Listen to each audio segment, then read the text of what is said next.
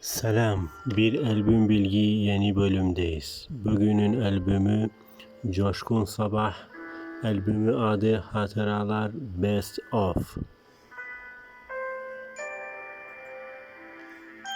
Bu albümde 6 şarkı vardır. Şarkılar ismi şöyledir: Bir Tanrı'yı bir de beni unutma, söz Ali Tekin Türe, müzik Coşkun Sabah. İkinci şarkı işte bizim hikayemiz, söz Ülkü Akser, müzik Coşkun Sabah. Üçüncü şarkı Toprak Alsın Muradımı, söz Ali Tekin Türe, müzik Coşkun Sabah.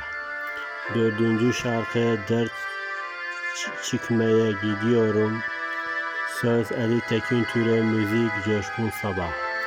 Bu A kısmı. Ve B kısmı şarkıları: birinci Ne Tanrımı Ne de Seni, söz Atilla Ergün, müzik Coşkun Sabah. İkinci şarkı Gel Kalbime Gir, söz müzik Coşkun Sabah.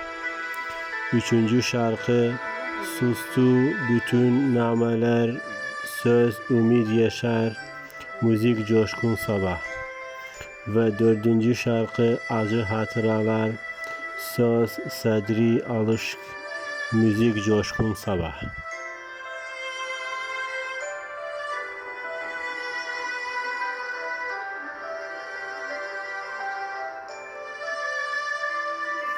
Bu albümde İmre müzik yaptır.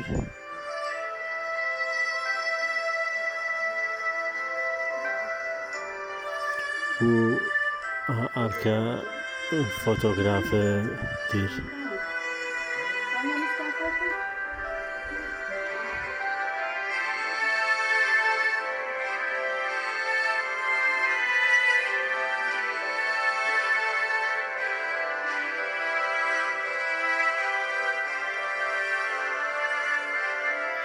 Bu başka fotoğrafıdır.